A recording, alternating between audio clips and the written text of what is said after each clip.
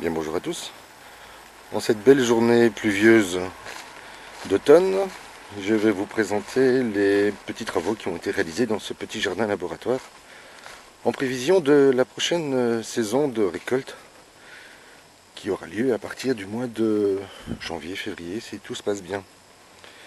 Alors, comme vous le savez, plusieurs d'entre vous qui me soutiennent m'ont interrogé quant à ma présence dans l'autre jardin potager. Pour lequel je n'ai toujours pas reçu l'autorisation d'y rentrer. Et donc voilà, cette situation est devenue un peu inconvenante à mes yeux et déloyale, puisque je m'étais engagé à réaliser un jardin potager et que la personne qui devait concourir avec moi eh bien, se désolidarise de ce projet sans m'en avoir explicitement précisé les termes. Et aujourd'hui, cette personne me refuse l'accès au jardin, parce que je n'ai plus accès par la porte d'entrée. Et donc je trouve cette situation très inconvenante, comme je vous le disais, et particulièrement déloyale.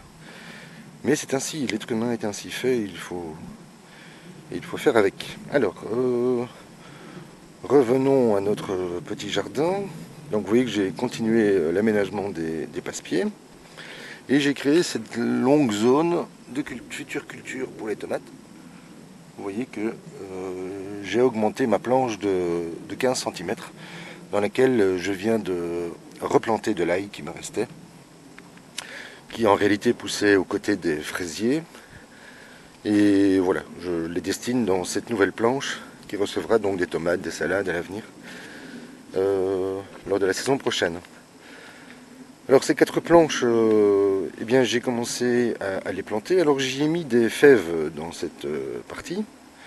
Et cette partie-ci, je la réserve à une prochaine culture. Tandis que dans cette autre planche, j'y ai installé des oignons rouges, comme je vous le disais la dernière fois, ainsi que de l'ail, que j'ai planté il y a 24 heures. Alors comme il pleut aujourd'hui, je ne vais pas vous présenter la technique fort simple que j'ai mis au point, je le ferai dès que possible. Alors, vous voyez que les salades et les choux, eh bien, sous ces fameux tunnels composés avec des brise-vents, eh bien, fonctionnent relativement bien. Je suis vraiment satisfait, je crois que j'ai enfin trouvé la solution qui me permet d'avoir des résultats tout à fait probants. Vous voyez, les salades qui sont en relativement bon état, malgré les attaques d'escargots et de limaces que nous avons eues, puisque depuis pratiquement un mois, il pleut alternativement quasiment tous les 2 jours. La planche de moutarde verte qui est un engrais bio, eh bien, ça se passe bien.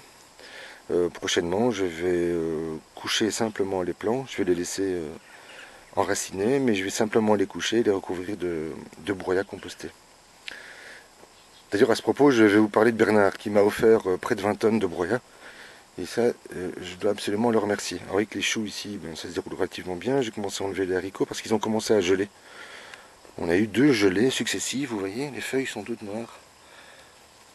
Enfin, vert foncé, mais tirant vers le noir, et on voit bien que les cellules des feuilles comment dire, sont en train de mourir. Et donc voilà, les derniers haricots vont directement aller dans le sol, et je ferai un compostage direct. J'ai commencé à retirer quelques poireaux d'été. Vous voyez qu'ils se maintiennent bien, malgré les quelques taches de rouille. Je suis en train de préparer d'autres chemins et d'autres allées pour l'année prochaine. J'ai retiré les choux brocolis qui me restaient. Les choux de Bruxelles, on va attendre la première gelée. Hein, on les a simplement étêtés, on a enlevé les feuilles du bas qui touchaient le sol, pour la plupart d'entre eux. Et donc je vais attendre les premières gelées pour que les choux grossissent. Les derniers choux verts qu'il me reste. J'ai préparé une nouvelle planche. Pour la fraiserie, eh bien, ça se passe relativement bien. Dans ces nouvelles planches, je fais de nouveaux tests. Donc j'y ai placé, vous vous souvenez qu'ici, il n'y a que de la tonte de gazon et des feuilles de platane. Et j'y ai placé donc directement dans le broyat du persil et des épinards. Et j'ai fait la même chose dans l'autre planche, sur laquelle celle-ci donc a également du broyat en dessous, mais j'y ai déposé une couche de compost. Donc nous verrons le résultat, nous allons pouvoir comparer si si cette technique-ci fonctionne mieux que l'autre. J'ai enfin réaménagé la dernière planche, le dernier parterre qui va devenir une butte fleurie. Vous voyez que j'y ai trouvé. D'ailleurs, je remercie Jean-Marie qui m'a offert cette plaque plastifiée et qui me permet de retenir en fait les terres.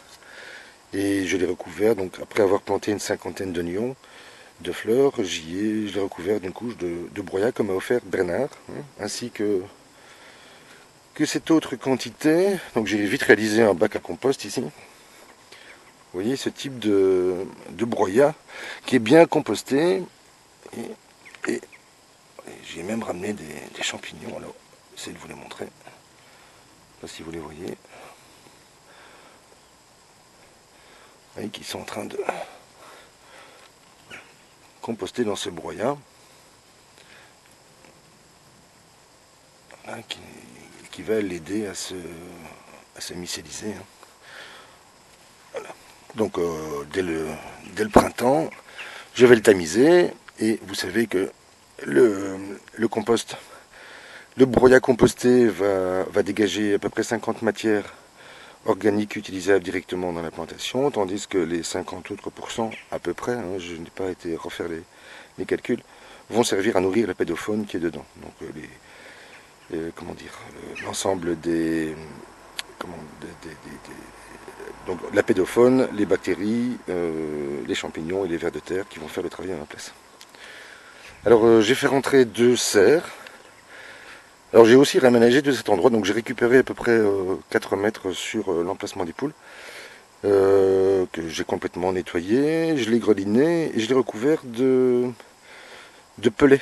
J'ai découvert ça dans un magasin. Vous voyez, c'est du belet, donc c'est du bois de... Ici, c'est du bois de hêtre, compacté, lié avec de l'amidon, donc complètement naturel et bio. Et donc, ça va me permettre d'avoir un sol à peu près propre, que je vais recouvrir de toute façon avec des palettes et du carton, de manière à pouvoir me créer un endroit au sec et à la chaleur pour pouvoir lancer mes semis dès le mois de janvier. Et j'en ai également, puisque j'en ai acheté une, je me suis dit autant en acheter une deuxième, donc qui est là-bas et que je dois encore recouvrir de bâches. Je viens seulement de commander les bâches, j'ai reçu les clips hier, mais il me faut encore les bâches pour pouvoir terminer cette serre. Si tout va bien, je le ferai la semaine prochaine. Alors j'ai réménagé un petit peu aussi la butte fleurie que vous voyez là-bas. Qu'est-ce que je peux encore vous dire de ce petit jardin? Eh bien que la production hivernale, enfin automnale en tous les cas, se déroule dans de bonnes conditions. Je pensais avoir de grosses surprises, voire de très mauvaises surprises. Et puis finalement, je ne dois pas trop me plaindre. Hein, on remarque que les choux kale, les choux de Milan, les choux romanesco, les choux blancs et les brocolis se déroulent ma foi à merveille. Voilà, leur croissance est relativement lente, mais elle est au rythme de la saison. Hein. Il est vrai que si je les avais mis au mois de juillet ou début août, le résultat eût été tout différent. Voilà, je vous montre encore les navets marteaux qui, pour moi, voilà, permettent de conclure que cette technique fonctionne relativement bien. Vous voyez leur taille.